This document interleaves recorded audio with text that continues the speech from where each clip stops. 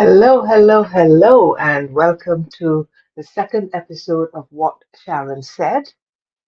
Please confirm that you can hear me. Drop a comment if you can hear me on YouTube, if you can hear me on LinkedIn, and then we'll dive right in. I'm just going to have a quick check and then I will be back with you. All right. I think I am live on LinkedIn, and I believe that I am live on YouTube, but who really knows?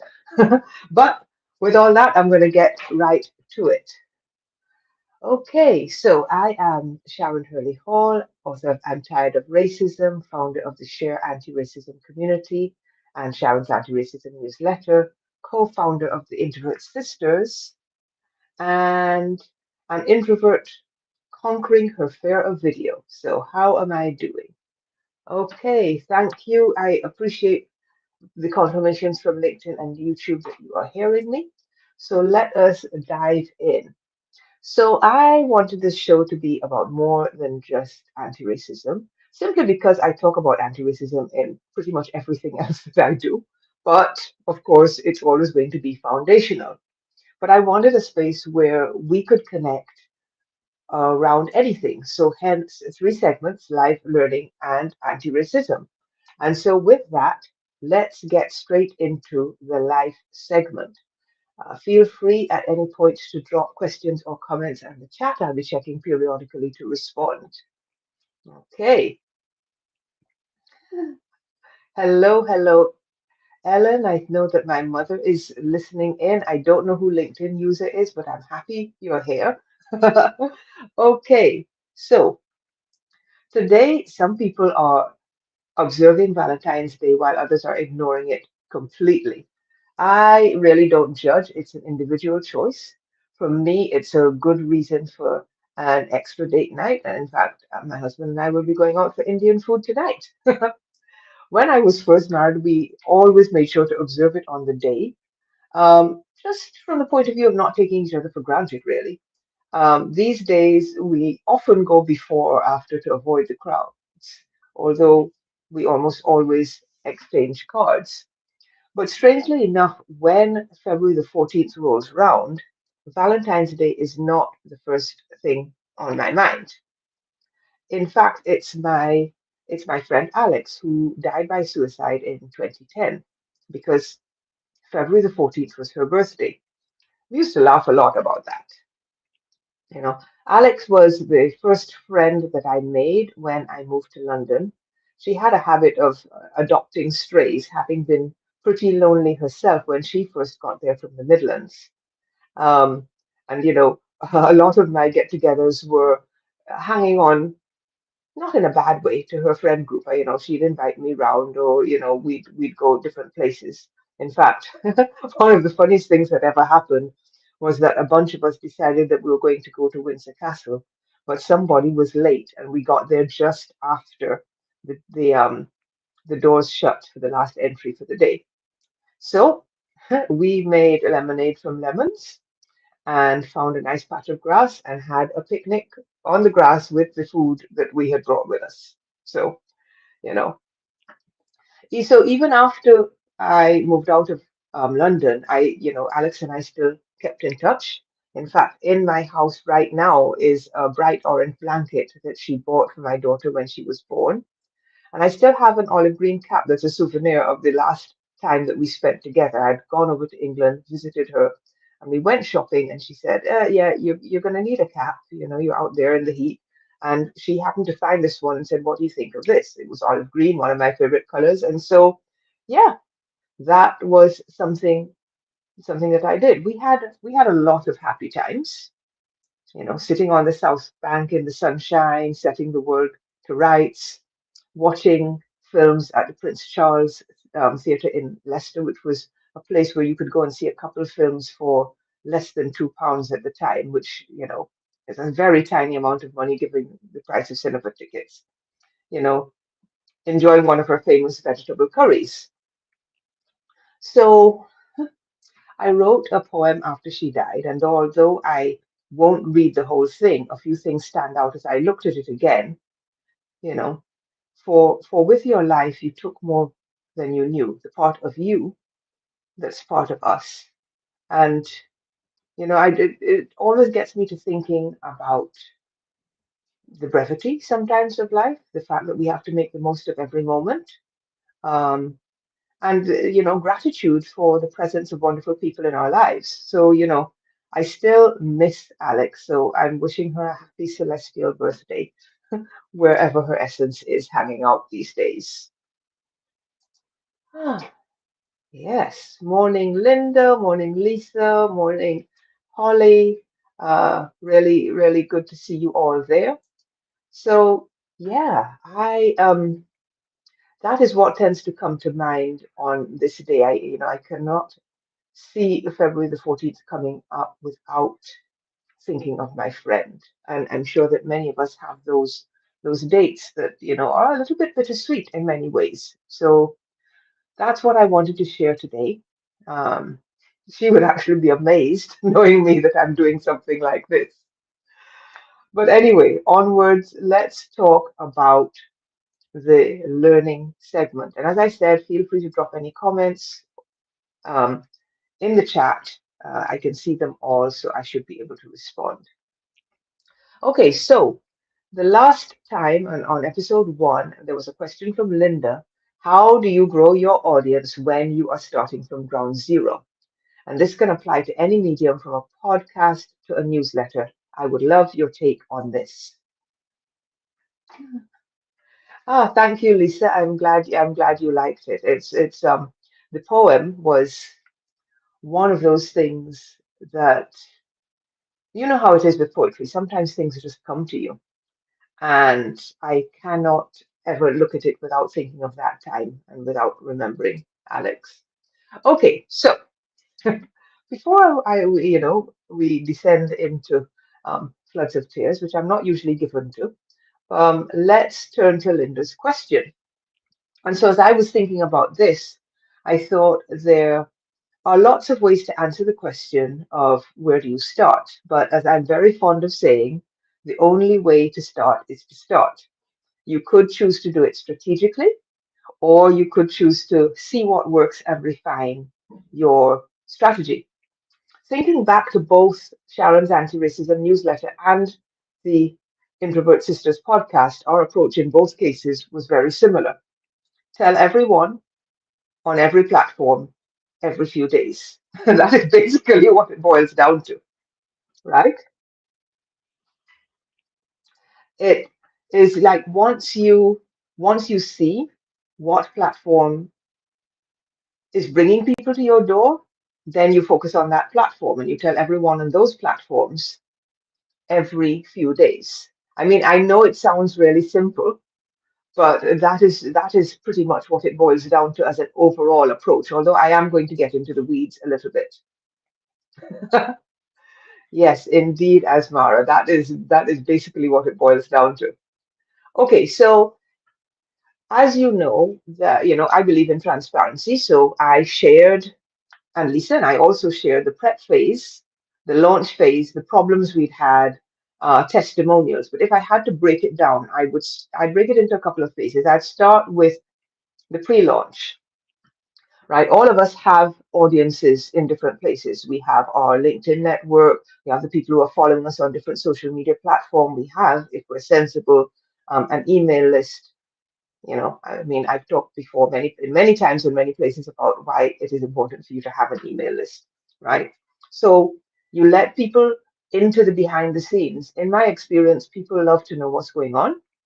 They love you to share those insider stories, even the mess ups, right? So tell them why you decided to do this thing, why you decided to create a newsletter, why you decided to launch a podcast, why you decided to write a book, why you decided to do an audio series, right? So give people a content sneak peek, right? Let them have that that behind the scenes insight, right? Reach out to your network, right? And activate the people who are already in your corner, right? There are people that I know will promote pretty much anything that I say is coming. I have only to ask. I try not to take undue advantage, but there's one person that I'm thinking of in particular. We've been connected. And in fact, I have another person I know is in the audience from around that era too. We've been connected since 2005, 2006. And all I have to say is I'm doing a thing and they're there. And similarly, if they say I'm doing a thing, I'm there, right? So you know those who those people are. And so you put together a list of those people. It can be a short list, it can be a long list. Let them know that you're going to be asking for help to get the word out. And then follow up with them and say, I've done a post, I've done a this, I've done a that, would you mind sharing? Right? Um, Look out and search for the places that are looking for podcast guests and interview guests and start talking about what's coming even before you've launched it. And this only has to be in the idea stage. One thing that I've learned over the years is that you don't have to have everything ready to start talking about what's coming. And if you remember, some of you will remember that I followed that same strategy with my self published book. I started talking about it when I first thought of doing it, which was towards the end of 2020. And the book came out in 2022. In between all that time, I talked about what was going on, why it was delayed, what I found interesting, what was terrible. I talked about all of those things. And so that is definitely something you can do.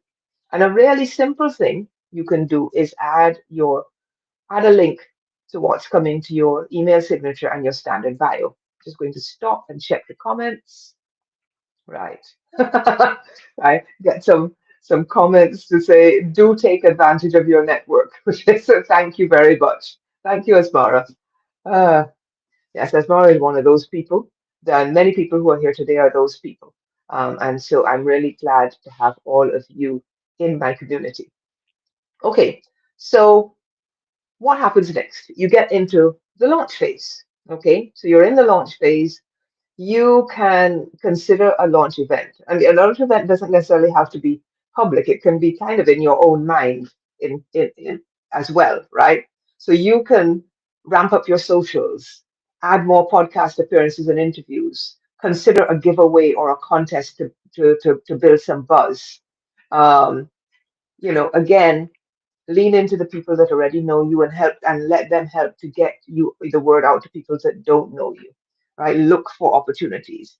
I can't say do this whole list of things, but all I'm saying is my experience has been that there are people out there with spaces that you can appear in. There are people with book blogs and book podcasts, and there are people who talk about newsletters all the time. There are people that want to talk about the startup phase, there are people who want to talk about it later. Um, and so you look for those opportunities. And you also have to think about who's sharing that audience as well, who's in the audience, right? If you're deciding what the opportunity is that you want to take, are those people, are there people in that audience that are the people that you want to reach with whatever it is you're putting out? Then it makes sense because even if they have a small audience, if the audience is relevant, then that makes it better for your purposes, right? I'm just going to check the comments for a second. Ah, hello to my good friend Susan. Have I already done a contest? What was my experience? I have done a couple of contests, and I have come to the conclusion that either I suck at doing contests, or contests are not the thing that most of my audience resonate with. I've done a couple of giveaways where I've encouraged people to share or to comment or to say how they would use a thing, and then I use an online raffle tool. There are quite a number of them, where you can just put in, I've got this number of numbers, pick a number, and you pick a winner. And so I've definitely done that. Um, but I don't know. I mean, the people have mixed experiences. I'm telling you something that you could do, but people like giveaways generally. And so if what you are giving away is something that they find of value, then they will participate generally. I have found in my own experience that people value the stuff that I have, but it doesn't mean they're particularly interested in the contest. So go figure. I don't quite know. I'm not quite sure what that tells me.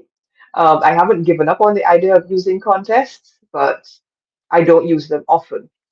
For me, the most effective tactics have definitely been uh, appearances on podcasts and live events, and just sharing the behind the scenes, the transparency, right? That is definitely is the most effective thing for the people that I am connected with. And so, in a way, as I said at the beginning, you have to try different things and see what works for your audience. There's a riffle of things that you could do, but you don't necessarily have to do them all. You're very welcome, Ellen. Okay, so where are we? So now we're on to you've done your launch event, and so post-launch, it is all about consistency. It is about sharing new content. It's about sharing snippets. It's about looking for more appearances, podcasts, events, interviews, speaking engagements to promote. If your platform has a referral program or allows you to create an affiliate program, that is also something that you can do. Again, I did that with my newsletter, and I don't know. I feel like nobody ever got to the referral part. There were a few people that did, right? And then I sort of paused it because I didn't find that it was actually having the right effect. And again, for me, talking to people, sharing what's going on behind the scenes has been the most effective. So when I share about the newsletter on LinkedIn or other platforms, people come and check it out, right? So you have to figure out what works for you, right? Drop the fact that you have this thing, this newsletter, this podcast, this whatever, this book into conversation. Make it part of your introduction to new connections, right? Where whatever platform, when you tell people what you're about. So this is kind of, I did this off the top of my head, but then when I looked at it again, I think this is basically the approach that I have used, right? Yes, the behind the scenes. Thank you, Linda. I appreciate that. And I also appreciate the person that sent me a private message just now as well. Um, yeah. So yes, there are a lot of things that you could do to promote, and the things that I do all the time come down to what I said at the beginning. Tell everybody about what you've got on every platform in every way you can. What I would add to that is that people consume content in different ways, and so you have to be prepared. No, you have to be prepared. You could be prepared. You could use different methods, right? Um, when I published Exploring Shadism, I created a teaser video for it. And then when I had done the live launch in Barbados, I had video assets that I could then use for promotion. Um, I didn't do a lot of appearances for that, but I guess I hadn't really hit my stride with that then. But for I'm Tired of Racism, I mean, I must have appeared on 20 plus podcasts.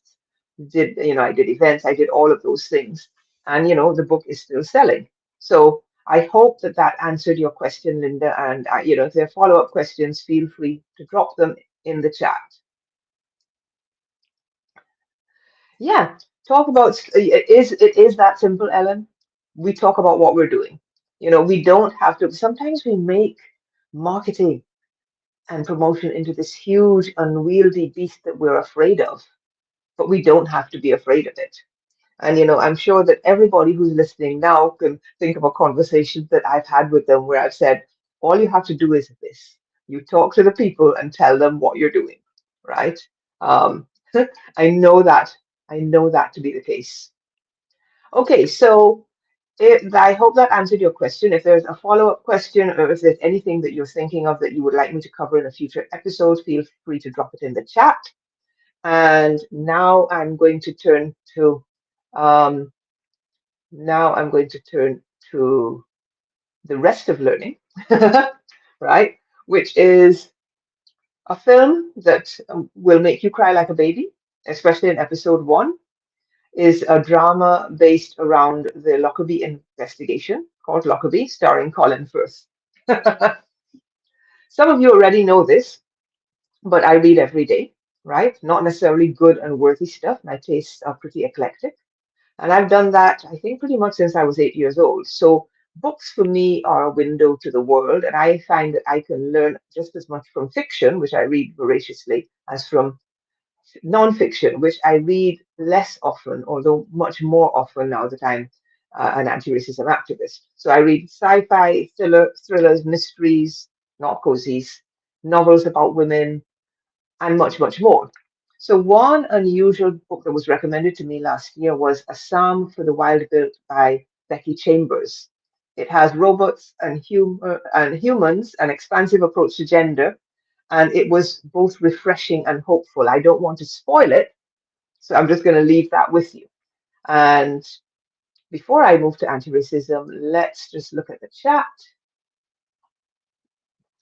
You're very welcome. You're very welcome, Linda. And uh, for anyone who wants to talk about this in more depth, you know exactly where to find me. Okay, so turning to anti-racism.